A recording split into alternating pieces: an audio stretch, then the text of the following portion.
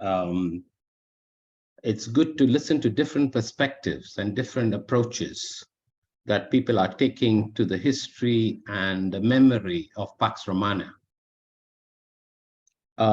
When I thought about what to say at this webinar, for me was a very fundamental question.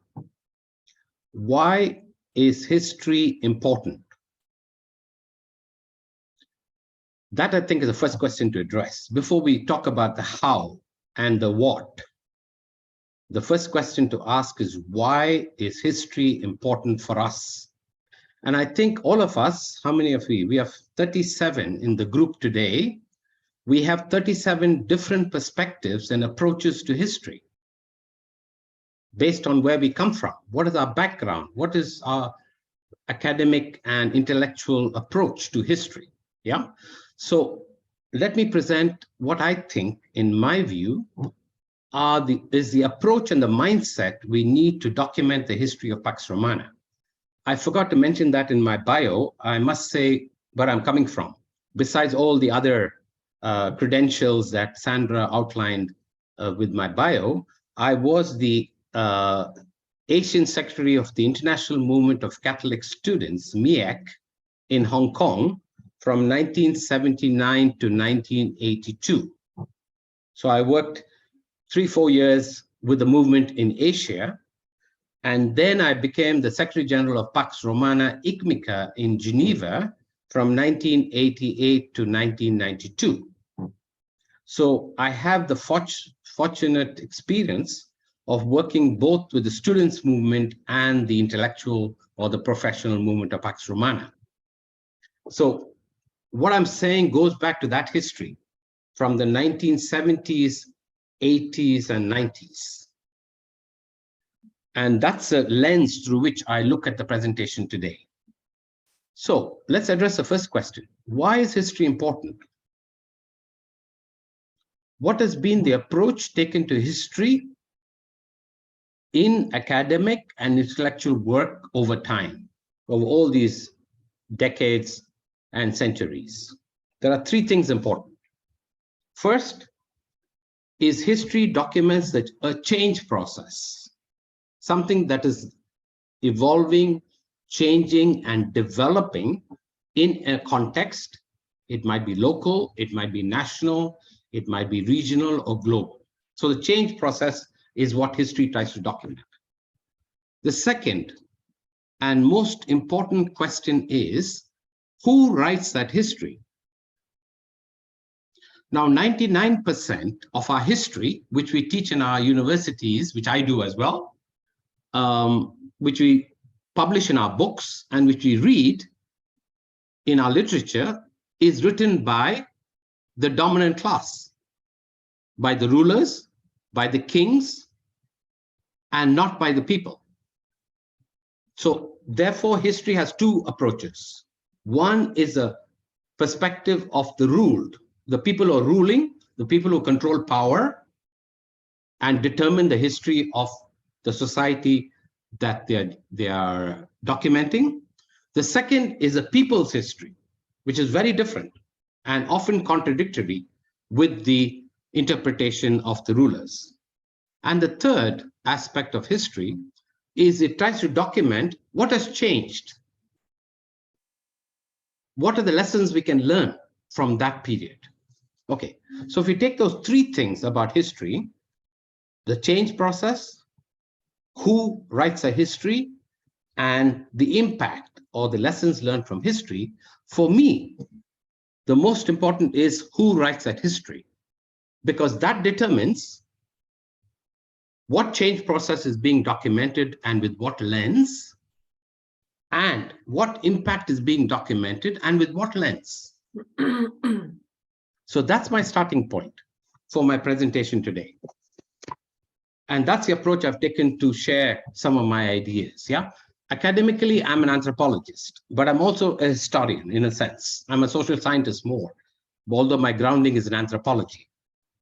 And the more I look at history in the work that I do and in what I teach at the university, what I think is missing, and which we in the global South particularly are fighting for is a history of the people, a history from below.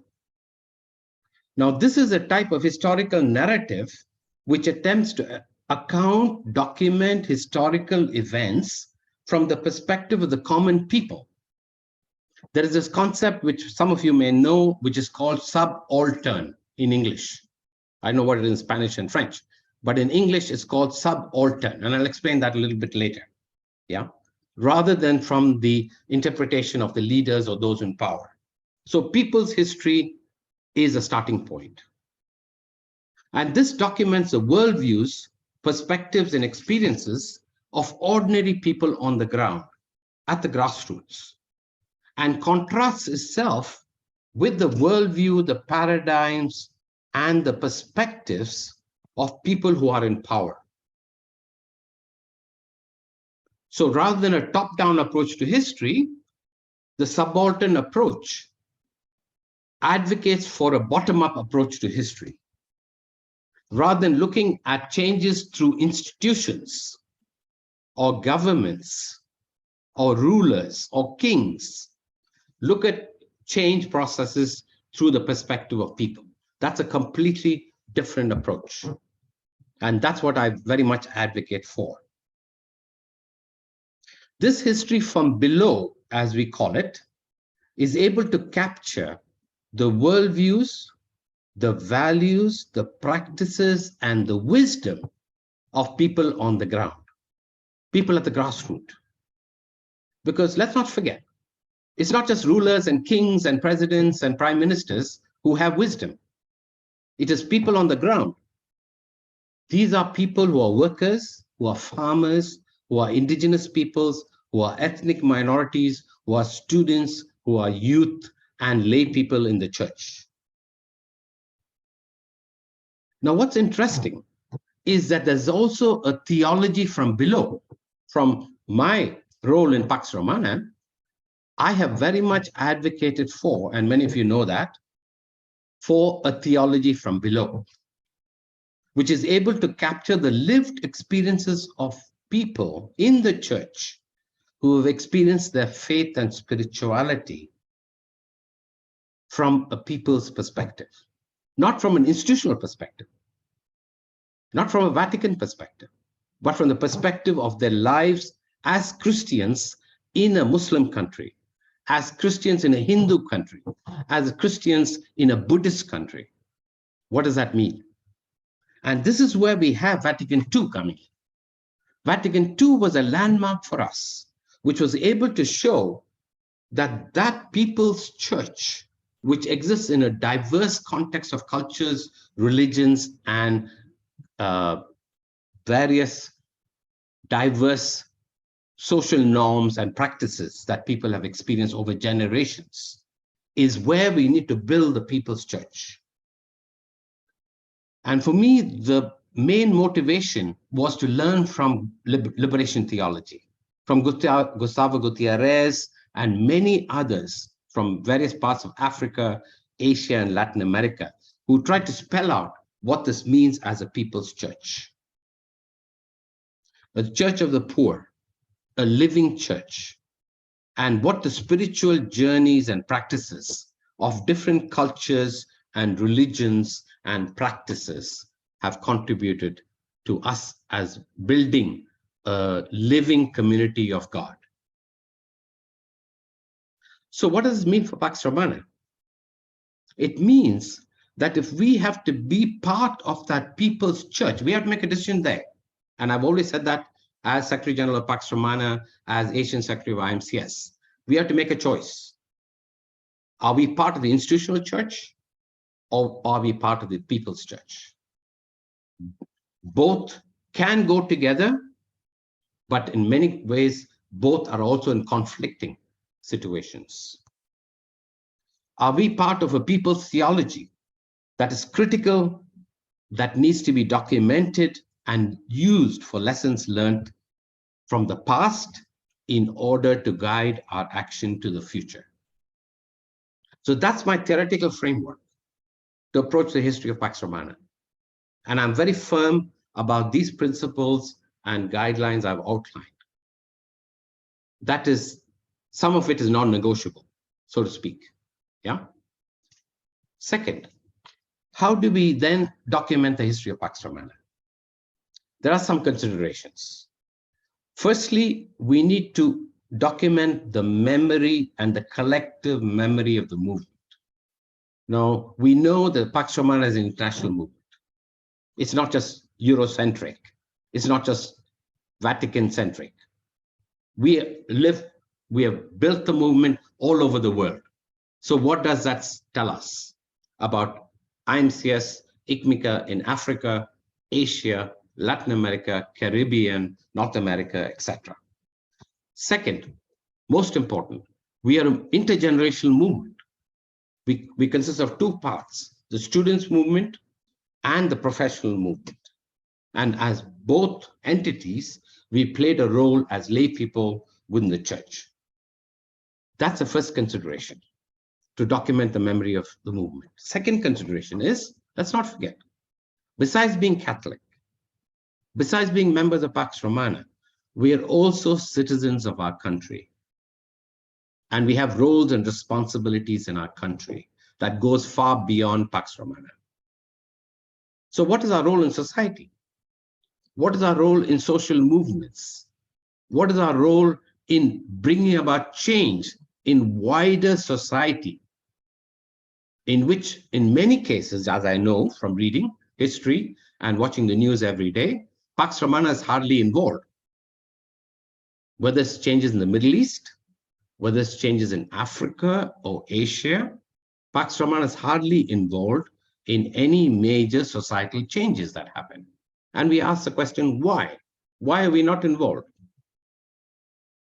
Second, a consideration would be how we document our intellectual history, both in terms of our social, structural analysis of society, our approach to economic, social, political, cultural issues in society, etc., but also our theology and an approach in faith to what the church's mission is in the world today.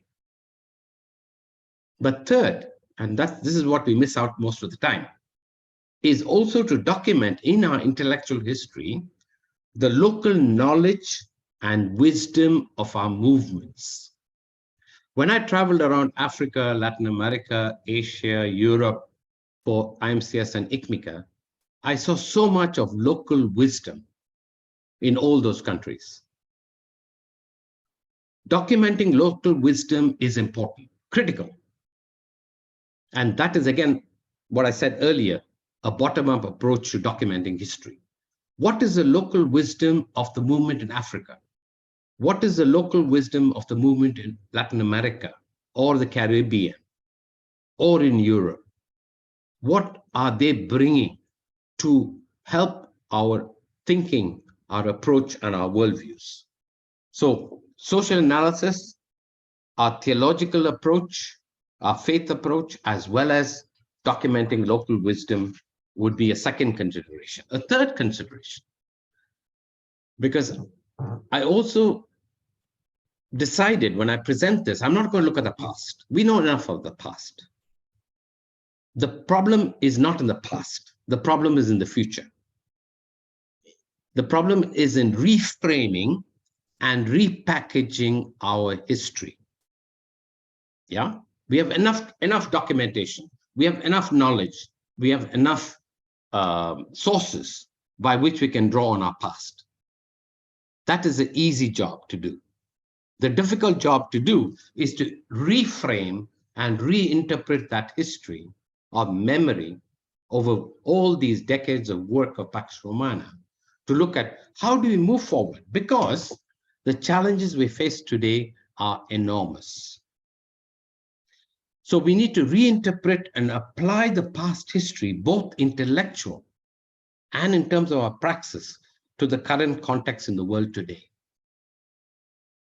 We need to reframe basic things, basic values, the values that we cherished when we were students in the 1970s or 60s in the movement, are not the values that the IMCS students cherish today in the 2000s and 2023.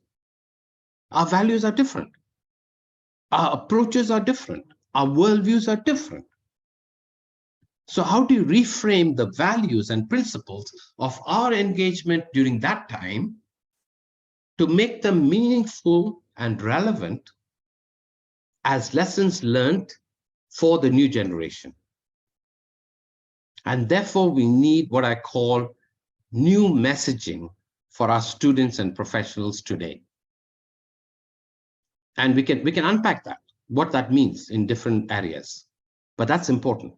We have to reframe and re-message our values and principles of engagement in church and society from the 1960s or 50s onwards to make sense to the new generation. So moving forward, what's a worldview or perspective that I promote for Pax Romana? We have to, based on what I've said, we have to reframe our vision, our mission, and our goals in the church and in society. In other words, we need to develop a theory of change, as is known today, that Pax Romana can project a vision for students and professionals for the next 10 years. What is that world going to look like 10 years from now?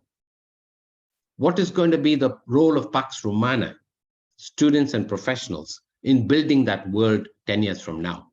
That's a type of forward thinking that we need to promote and encourage discussion within IMCS and ICMICA to challenge them to look forward 10 years from now. Where are we going to be as a movement of students and professionals in church and in society? We need to, secondly, provide or develop what I call pathways for change, because there's no one size that fits all. There's no one solution for the problems we face today. We need different pathways. Can we provide our students, our professionals, 3 or 4 pathways by which they can contribute to this change that can come about in society to build a more just and equitable society, particularly for the poor and the marginalized communities in our countries? Third, moving forward, we need to strengthen, develop, and encourage more intergenerational dialogues. In the past few years, I've been thinking more and more that Pax Romana, which is an umbrella for both IMCS and ICMICA, is working more as 2 independent organizations. IMCS has its own program, it does its own things. ICMICA has its own program that does its own things. These 2 things are not meeting. I'm very concerned about that. In my work in ICMICA, in Geneva in particular, we had very excellent communications, exchange, and collaboration between the students and the professionals. That gap is widening, in my view, in the last years. We have to think why. Why is that happening? Because Pax Romana is not an intergenerational movement of students and professionals within the church, but operate as 2 independent organizations, then we have serious problems. And finally, the partnerships that we establish are important. Whether students or professionals, who we work with, who are the like-minded organizations, networks, and so on, that we need to collaborate with, are going to be critical to help us both to gain credibility, but also to be able to have the presence on the ground to make the impact at the local levels in church and society. So as an NGO, Pax Romana has a potential role in constructing and demonstrating what I call alternatives to the status quo in its direct engagement and working with people on the ground.